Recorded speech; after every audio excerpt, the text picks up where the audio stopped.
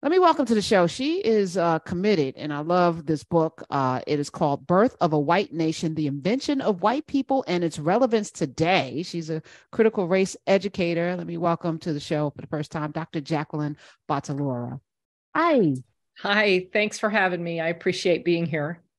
Oh, thank you for coming through. Born in Edinburgh, Scotland. You ended up in Texas. Sorry about that. It was a shock. I'm sure a culture shock. Growing up in a space like Scotland, which is relatively homogenous, I would say, right? There's not a whole Absolutely. lot of other people there. What did you learn about race coming to America? Um, I, I didn't live in Scotland long enough, but I did live in Antwerp, Belgium till the age of 9. And so a similar situation, it is not the case that virtually everyone is white in either of those spaces, really, but my world was white. I went to church where everyone was white. I lived in a neighborhood where everyone was white.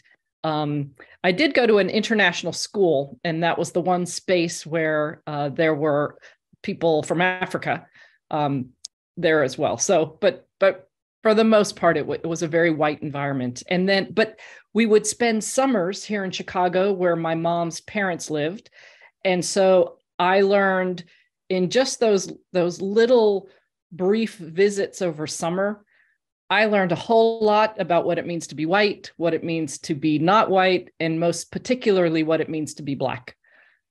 What did you learn? Well, one of my earliest memories, and I want to be very clear, like I love my grandparents, and they're not all bad people, but they Okay, can definitely we before we get into this, yeah, because I don't believe anybody thinks of themselves. There's a handful. I think maybe 1% of the people that wear Klan hoods and Nazi masks and all that, like, actually are committed to this. The rest of the people are just, they're grafted into a system that they don't even understand because it's not taught. It's not explained. So it's not like you're a bad person because you have these feelings and thoughts. Hell, I'm sure those people those Africans that you went to school with had opinions about Black people, because I'm sure socioeconomically speaking, y'all are all in the same, like there was a wealth thing there. So you're all the same, even though these people have Black skin, you still are operating in the same power structure. So yes, your grandparents are probably lovely people. yeah, to most people, I don't think I would subject my Black friends, you know, and so it's complex, and absolutely it's the result of the society they were born into. But so we'd have these moments driving through downtown Chicago, and one of my earliest memories of seeing a person who was African American was on one of these drives, and then hearing my grandfather, who was a trucker with the Teamsters, and so he used this derogatory term to refer to these people. And I didn't know the term, but I definitely got the message that these people were not welcome by him, that they were to be feared in some way, and were a, a drawback to the city of Chicago. So in just those little moments of information, I really learned a whole lot.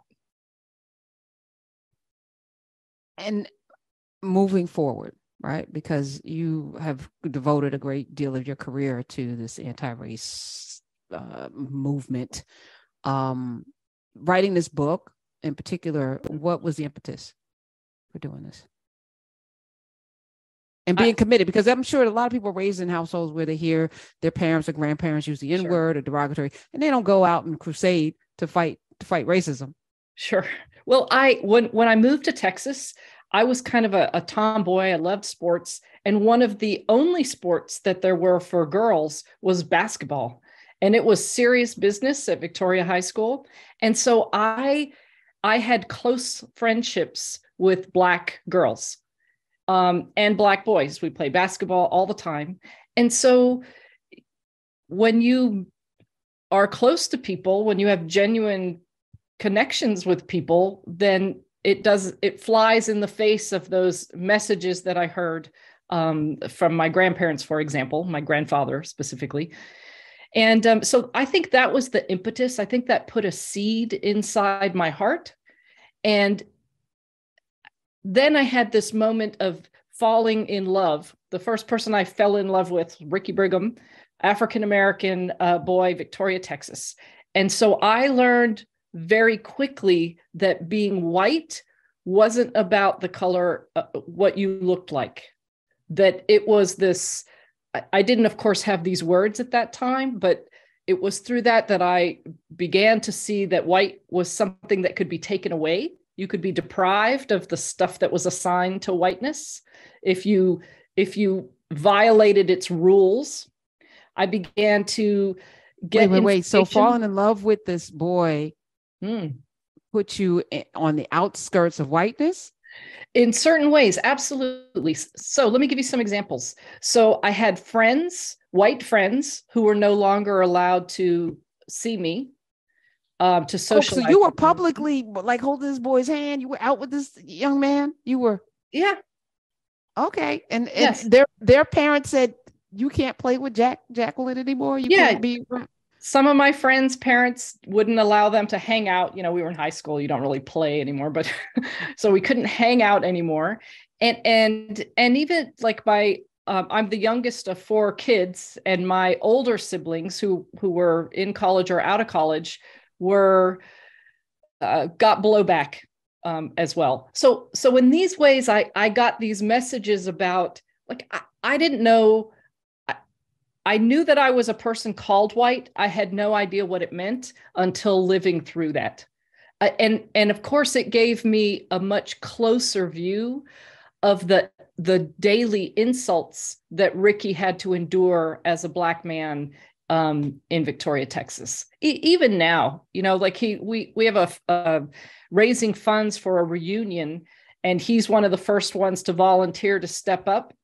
And then some white male has to come in and take charge of the money, because you can't have a Black man in charge of money. Yeah. So, I mean, he like so many Black men and women, I don't have to tell you, have to endure these just daily indignities that I didn't know. So, Dr. Jacqueline Battalora, you then started to study it? Like, what led you to the study of? Yeah. Well, I was doing research in graduate school at Northwestern on legal prohibitions in marriage. And I was doing this research in the law library and going back and back and back in time. And somewhere in the 1600s, when I was reading through Virginia colonial law, something weird happened. And I didn't know what it was, but it just kept eating at me. And then a few days later, I kept going back to the library and continuing the research. And a few days later, I woke up at like 2 a.m. and I was like, oh my gosh, that's it. White people had vanished. And so for the first 100 years of the English attempting to colonize in North America, if you read all their laws for the first 100 years, you will not see a single person called a white person. It's only in 1681 when we see for the very first time anyone in these English laws referred to as a white person. And there's a reason for it. It came about following this massive rebellion. And up until this time, those from Africa and from England who worked on the same plantation, they were treated the same. They worked together, they ate together, they slept together, they married regularly. There were free people of African descent. Free Black men could run for public office. I found 3 in Virginia who did and held public office. They could own, free Black men could own European indentured servants and indentured servants of African descent, and a few even claimed some as indentured for life or enslaved. And so that was life up and through this massive rebellion called Bacon's Rebellion. And Bacon's Rebellion scared the English ruling elite. It lasted well over a year. They burned Richmond to the ground. They slaughtered the indigenous people surrounding the colony. That was sort of the first phase of the rebellion, but the second phase focused on the ruling elite. And they actually, the ruling elite in Virginia fled onto a ship in the river, in the James River, where they stayed for months until the English sent in troops and quashed the rebellion. And the rebellion consisted of people from Africa and from Europe side by side, wielding rebellion against the ruling elite. So when that rebellion was finally quashed, was finally put down, the ruling elite in Virginia said to the legal oversight authority over in London, they said, don't worry, we have this under control. And they indicated that their plan was to pursue a divide and conquer strategy.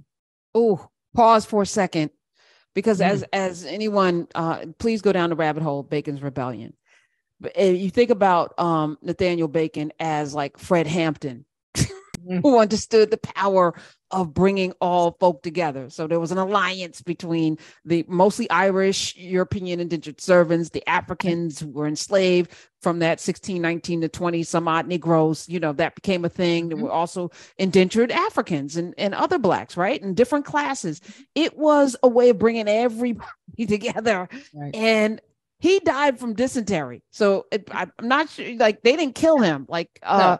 He had injuries and then got dysentery. Yeah. So you think about somebody that understood we're all in this together. And then I don't know that he did, to be honest. Okay, talk about it. Because what he was so mad about, what sort of ignited his fuse, was that he believed that 3 of his neighbors' indentured servants were murdered by indigenous people. And so he was furious with Governor Berkeley that Governor Berkeley didn't respond violently against the Native Americans. But of course, the ruling elite had all these special deals with Native Americans, and so they didn't want to mess that up. They gave them an exclusive fur trade. It made them richer. And so that's why the first phase of the rebellion was an absolute slaughter of Native American people. So it's you're saying it was strategy that this European guy, Nathaniel Bacon, brought all these other people together because of strength in numbers, which is still a good strategy. Well, and let me tell you something. He didn't have to look far to find a bunch of disgruntled people, because right at this, up until the 1660s, there were boatloads of just desperate people from England who were living on the streets. It was illegal to be poor. They would get swept up off the streets and put in workhouses where they would literally work till their death. And so another option was to come as an indentured servant to North America, where at least you had a possibility of something else. And so somewhere in the 1660s, that supply of labor ended. And so conditions began to get pretty bad for people in the English colonies of Virginia and Maryland, because plantation owners were desperate to hold on to the labor that they had. So they began to pass all of these laws that imposed really harsh punishments for relatively minor infractions. Again, they were just trying to hold on to the labor they had because they knew they couldn't fill the gaps in their labor supply. I'm reading Black AF history, the unwhitewashed story of America, Michael Harriot's new book that comes out in September. And he pretty much unravels the thread of the lies of how this country was founded by people who couldn't survive, couldn't figure things out. But apparently they did have a superpower in strategy and manipulation and might, gunpowder being one of them. So the message went back to Europe. We got this. We got an idea. What was the big idea? Divide and conquer. It worked. They knew that would work. And let me give credit to Theodore Allen, because his work is really, I drew on it heavily.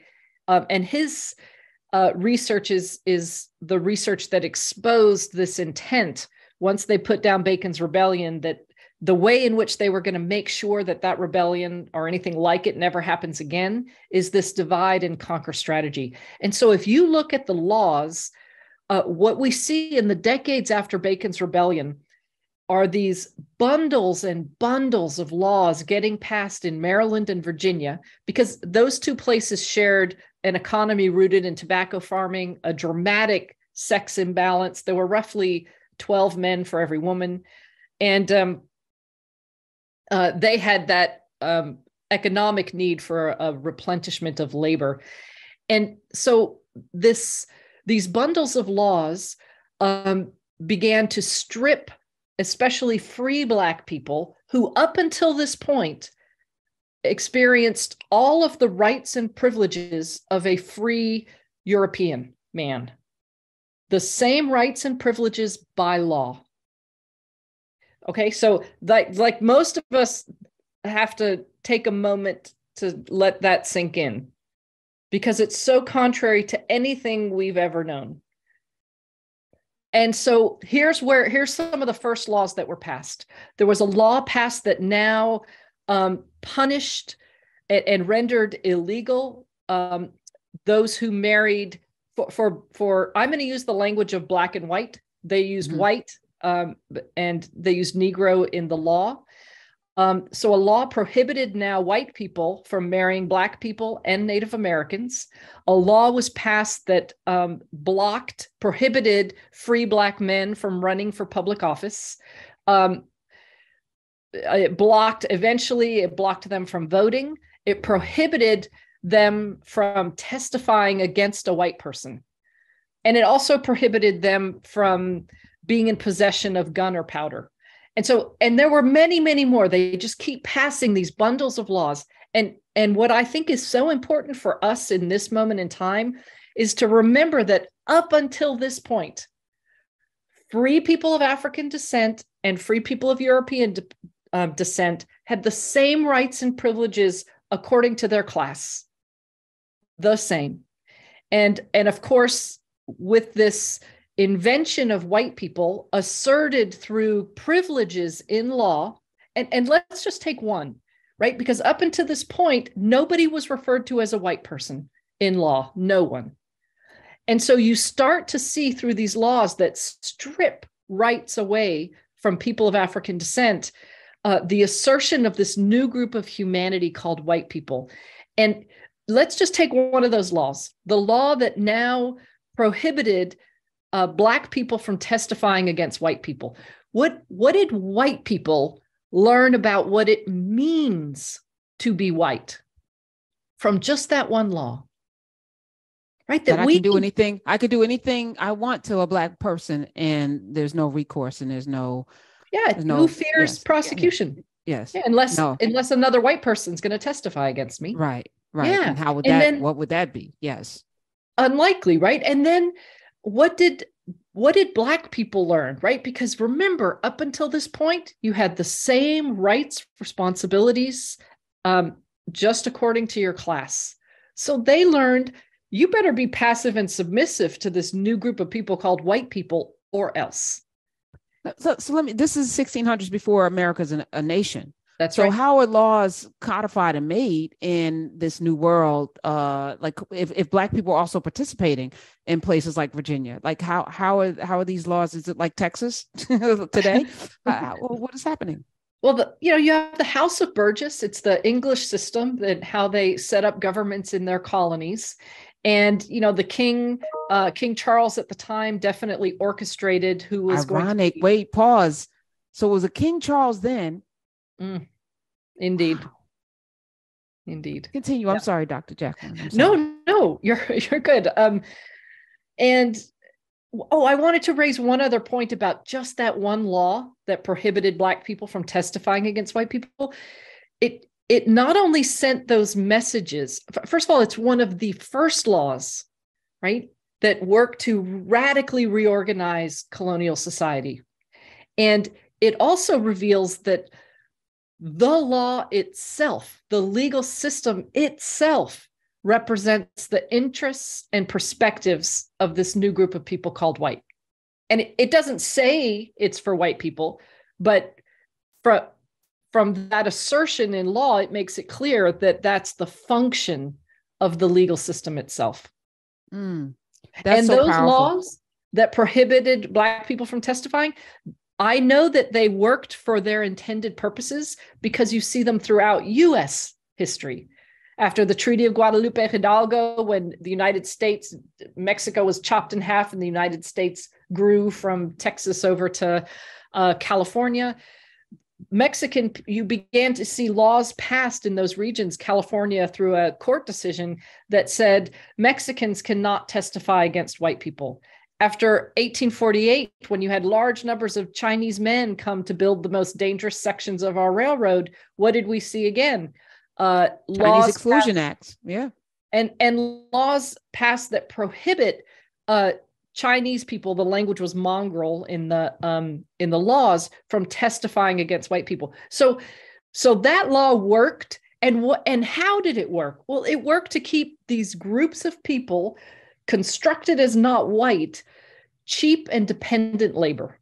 And they function to help this group, even if they're really poor and don't have lots of resources, but they're called white, at least you're above them. And so they got what Du Bois calls the wages of whiteness. Mm.